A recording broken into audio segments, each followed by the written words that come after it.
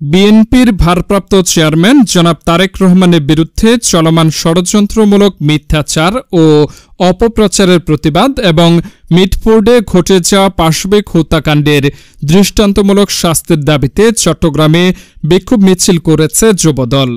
বৃহস্পতিবার দুপুরে চট্টগ্রাম মহানগর যুবদলের যুব সংগঠক মোহাম্মদ হান্নানের নেতৃত্বে নগরের গুরুত্বপূর্ণ সড়কগুলো প্রদক্ষিণ করে এই বিক্ষোভ মিছিল অনুষ্ঠিত হয়।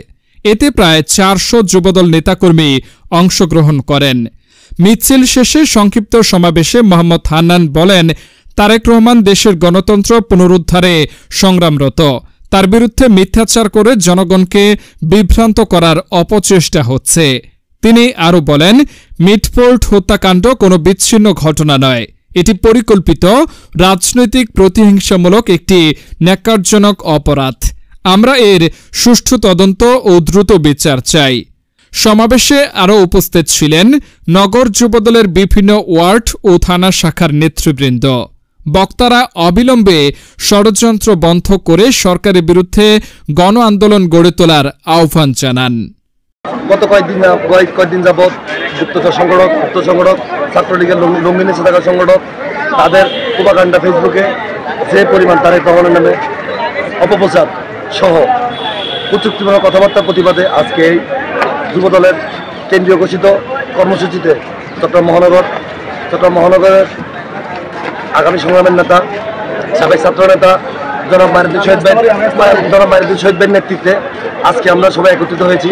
আমরা এখান থেকে বলতে চাই আগামীর বাংলাদেশ তারেক রহমানের হাতে সবচেয়ে শান্তিপূর্ণ বাংলাদেশ।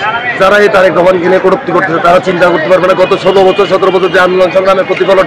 গতকালকে সার্জিস, তারপর আপনার হাসনাত, তারপর যারা উপদেষ্টা মধ্যে যারা ছিল আপনার সমন্বয় যারা ছিল তারা অল্প কয়েকদিনের মধ্যে ট্যাঙ্কে ঢুকতে বাধ্য হয়েছে। আমরা এই গুলির মুখে হাসিনা সেনাচারী পেটুয়া বাহিনীর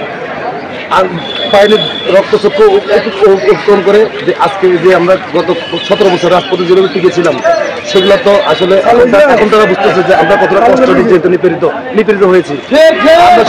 আমরা শুধু এখান থেকে শুধু একটাই মেসেজ দিতে চাই, আগামী রাষ্ট্রনায়ক জনাব তারেক রহমান বাংলাদেশের গণমানুষের নেতা, সমগ্র বাংলাদেশের নেতা।